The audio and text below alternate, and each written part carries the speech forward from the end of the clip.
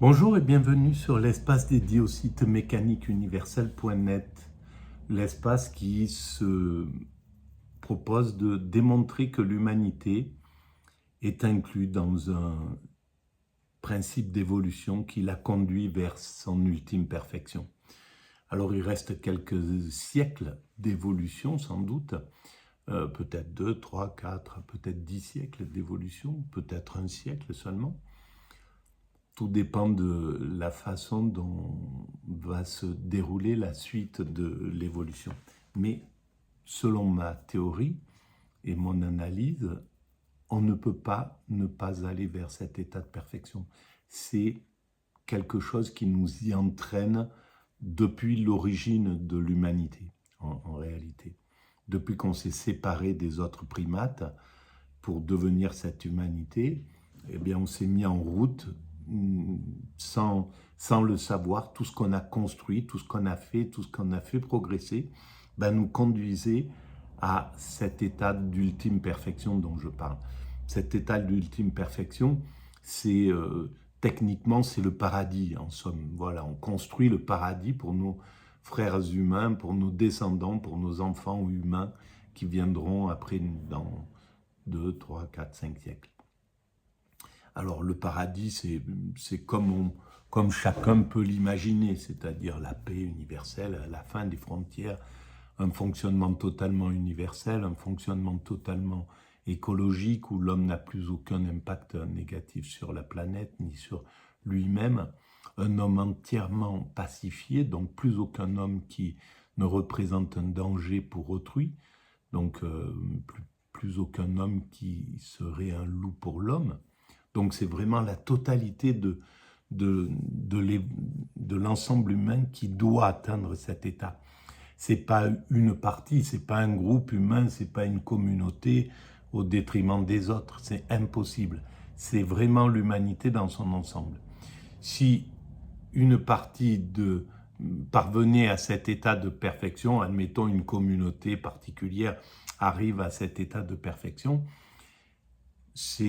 cet état de perfection, c'est un état d'extase, de béatitude, de nirvana, d'éveil, peu importe comment on appelle ça, de sagesse. C'est-à-dire que l'homme n'est plus apte à se défendre, à se battre, il n'a plus du tout de pulsion agressive, donc il serait vulnérable. Donc ça serait, si un groupe humain, une ethnie, une communauté, un truc, arrive à être à cet état de perfection, il serait une proie pour l'ensemble des autres qui ne l'auraient pas atteint. Donc c'est bien l'ensemble humain dans sa totalité qui doit atteindre cet état-là. Voilà. Alors ça, c'est l'introduction à cette philosophie qui est sur Internet. Hein. Je mets à chaque fois le lien sur les vidéos. Et donc, pour démontrer cette théorie, je m'appuie sur des audios parfois. Et là, c'est sur un podcast Avec Philosophie, une émission de France Culture consacrée au temps, le présent, toujours perdu, sur l'idée du présent. C'est l'épisode 2 sur 4, Hegel, seul le présent est frais, tout le reste est terne. Voilà, c'est la 3e vidéo à ce sujet. C'est présenté par Géraldine Moulman et avec Jean-François Kervégan et Emmanuel Reynaud. Voilà, je lance l'écoute et puis je commente. Constitue au milieu du XVIIIe siècle et qui sera encore très actif au XIXe siècle, peut-être encore au XXe siècle. Donc là, on était sur la partie où la question posée, c'était est-ce qu'il y a en somme, et pour Hegel, est-ce que pour Hegel, il y a un sens à l'évolution, une flèche, une direction? Qui est fondée sur la présupposition que l'histoire, c'est le progrès. Et donc, évidemment, quand on pense les choses ainsi, toutes ces formules mystérieuses, la raison dans l'histoire, le progrès dans l'histoire apparaissent comme des formules qui sont, voilà, des formules qui visent à penser la spécificité d'un nouvel objet, l'histoire, qui est à la fois donc solidaire, donc une nouvelle conception de l'histoire et qui définit un objet d'étude, l'histoire en tant que processus unitaire que les philosophies de l'histoire vont tenter d'analyser. Et effectivement, aujourd'hui, notre expérience de l'histoire, ce n'est plus celle du progrès. Alors, c'est là où, voilà, c'est là où c'est vraiment, c'est caractéristique de la pensée des professeurs de philosophie que j'ai rencontrés quand j'ai été en tant qu'auditeur libre à la fac de Nice. Il y a une sorte de distance, à mon sens, entre le professorat et la création philosophique. Les professeurs sont, par nature, enseignent des choses qui sont passées. Ils ne peuvent pas enseigner l'avant-garde. L'avant-garde, elle est en train de se réaliser, elle n'est pas enseignée, elle est pas encore au jour, elle est sous-jacente comme en peinture. Ben, actuellement, l'avant-garde, c'est pas celle que les musées exposent, c'est pas celle que les télévisions ou que les écoles d'art enseignent. Les écoles d'art enseignent le conceptualisme ou j'en sais rien, les mouvements qui ont 10, 20, 30 ans en arrière, mais pas les mouvements présents, réels. Et là, c'est la même chose. Et donc, pour ce professeur de philosophie, on ne voit plus l'histoire en termes de progrès. La façon dont Hegel réfléchissait, c'est-à-dire sur l'évolution de l'histoire, l'histoire a une évolution, il y a un progrès dans l'histoire, c'est fini, on ne pense plus comme ça. Sauf qu'on ne pensait plus comme ça à l'époque des existentialistes. C'est là où ça s'est fait peut-être la rupture, à mon sens. Hein. C'est très intuitif ma façon de voir la philosophie. Donc je vous conseille quand même de bien vérifier si c'est cohérent ce que je dis parfois. Donc, à l'époque des existentialistes, c'est l'existence qui prédomine. C'est le moment, c'est l'instant. Et donc, en somme, et même c'est antérieur aux existentialistes, c'est déjà à l'époque, on pourrait dire, des psychologues, des Freud, etc. Ils sont concentrés sur le moment, sur l'instant. On analyse l'homme tel qu'il est.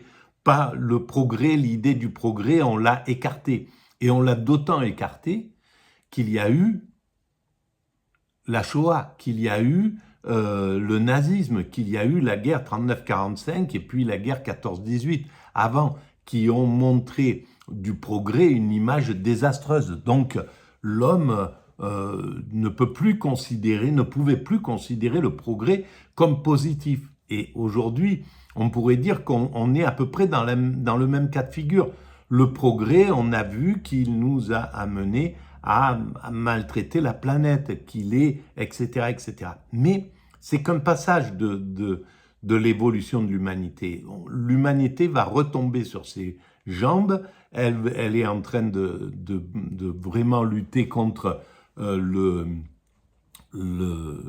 tout ce qui abîme la planète. Là, on est parti dans l'écologie. L'humanité est dans le chemin de l'écologie. Donc, c'est fini. Le progrès, il aura plus cet impact négatif. On va d'abord faire tomber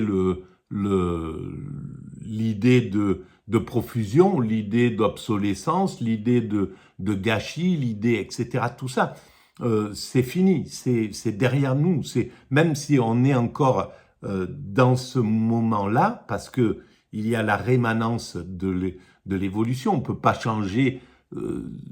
Un être humain peut passer d'un état à un autre sans problème. Mais là, il y a 8 milliards d'êtres humains. Donc, c'est quelque chose qui se fait avec beaucoup de temps. Bien qu'on ait vu, on a pris l'expérience depuis peu avec le Covid, qu'on peut bousculer l'évolution de l'humanité. On peut, dans un cas de force majeure, arrêter toute l'humanité.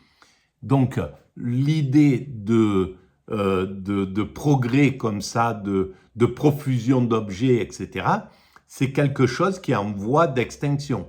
On va continuer parce qu'il faut le faire, mais on va sortir de ça. Mais ça n'empêche pas que le progrès va continuer, parce que le progrès, il n'est pas que technique, il n'est pas que technologique.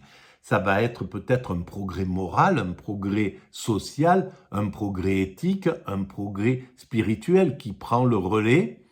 Le progrès de l'être va prendre le relais sur le progrès de l'avoir. Voilà, jusqu'à présent c'était ça, mais on continuera le progrès jusqu'à atteindre cet état de perfection. Et le progrès, ça sera peut-être le recul du... Donc, comment ça s'appelle? Il parle de... c'est le... on va rentrer dans une période où on n'est plus dans le même type d'évolution. On va évoluer, en somme, au niveau technique, au niveau tout ça. Bien sûr que c'est à terme, l'humanité, c'est pas la technologie qui va dominer, c'est l'humain. Donc, tout ce qu'on va commencer à faire et remplacer ce qui a déjà été fait, c'est-à-dire, par exemple, ben voilà, les voitures qui fonctionnent au pétrole ou à l'essence, ben, il va falloir passer à autre chose, un autre modèle. Et on passera à un autre modèle. Les voitures, la voiture de Denis Papin, qui était à l'origine, elle n'existe plus sur la planète. Les voitures, à part dans des collections, on ne voit plus les voitures de Ford, etc. Qui ont... Donc, on va passer sur autre chose.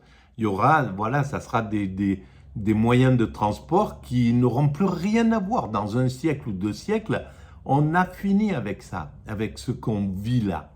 Les immeubles, sans doute, de 4 km de haut, c'est terminé. C'est quelque chose qui est voué à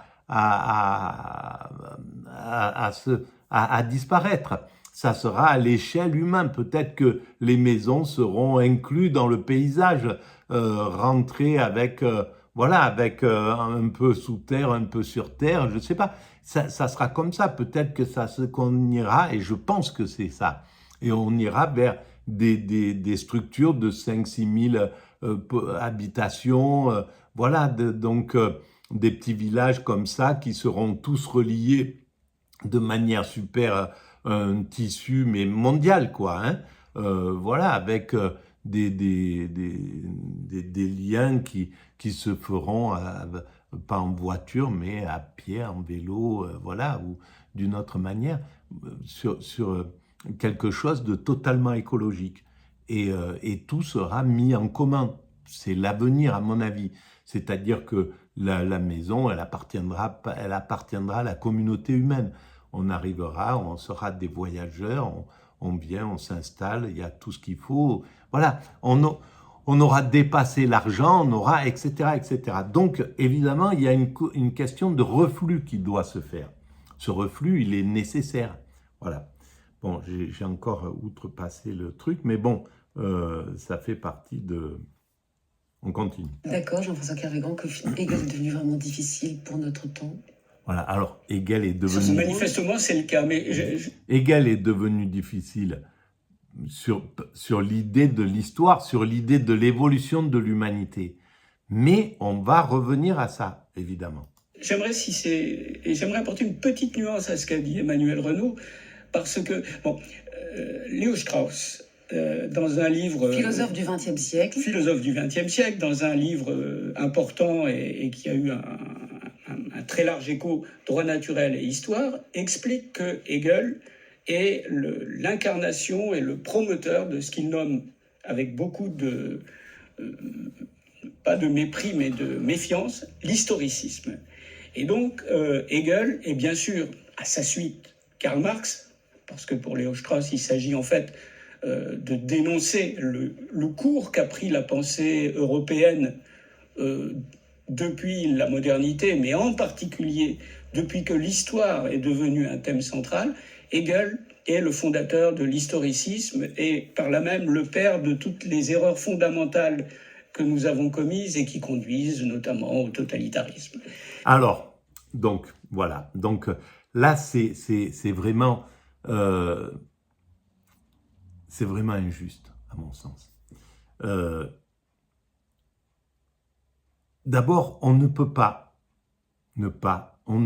vivre sans se poser, l'humanité ne peut pas évoluer sans se poser la question de son sens. On le voit, on le vit depuis 50 ans et on le vit depuis un siècle, parce qu'en fait, ce non-sens, cette fin de l'histoire, elle a commencé avec la guerre 14, à cette époque-là. Donc, on ne se pose plus la question du sens, du progrès, etc., etc. Mais on voit bien que ce monde insensé ne marche pas, ça ne fonctionne pas. L'homme ne peut pas vivre dans un monde où il ne comprend pas pourquoi il est là, qu'est-ce qu'il fait là, quel est le sens de cette humanité, etc. Donc, ça, c'est une chose. Ensuite, le totalitarisme, Marx, évidemment, découle de Hegel, découle de l'historicisme dont il parle. Mais cet historicisme, il est là. Simplement, il a été mal appliqué. Il a été peut-être mal formulé par certains côtés par Marx, mais en même temps, il y a beaucoup de choses chez Marx qui sont proprement géniales. Et chez Hegel qui sont totalement géniales. Évidemment, il y a des choses qui peuvent conduire au totalitarisme, qui peuvent être utilisées par des totalitaires, par des Staline, etc. Oui, d'accord, ça c'est vrai. On peut utiliser à mauvais escient, mais on peut utiliser le libéralisme à très mauvais escient. Le libéralisme, ultra-libéralisme américain qui met aujourd'hui des gens sur le carreau en pagaille, qui a fait une profusion de personnes en surpoids, qui a fait des dépendants aux médicaments sous opioïdes, etc. Bon, bref, c'est ce monde cette humanité qui utilise l'idée du libéralisme. On voit à quel point c'est désastreux et à quel point ça conduit à quelque chose d'insupportable. Donc, c'est pas une question d'historicisme, c'est une question d'utilisation du sens de ce qu'on donne au sens de l'histoire. Voilà, c'est ça. C'est pas et donc là, je me pose à cette vision, on peut opposer que la pensée de l'histoire de Hegel n'est pas historiciste, au sens où, bien sûr, alors l'histoire est progrès, mais un progrès quand même, Hegel ne cesse de le dire, Hegel n'est pas Kant, c'est un progrès qui est un progrès dialectique, c'est-à-dire qui passe aussi par beaucoup de contradictions, de difficultés, dont beaucoup ne sont pas encore résolues, ce qui crée des tâches pour l'humanité à venir. Mais ce progrès se fonde sur... Enfin, comment dire, il y a, du point de vue de Hegel, je crois, dans l'histoire même, des éléments de rationalité qui excèdent l'histoire elle-même.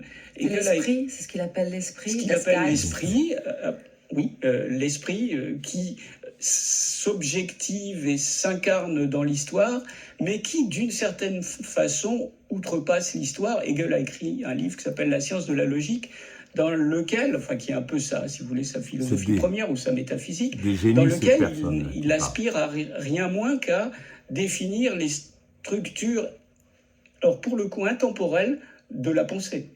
Voilà, donc c'est ça, c'est-à-dire que il y a le progrès, c'est la technique de quelque chose qui évolue en dessous. Ce qui évolue en dessous, c'est l'esprit. Ce qui évolue en dessous, c'est l'amour. Ce qui évolue en dessous, c'est l'extase.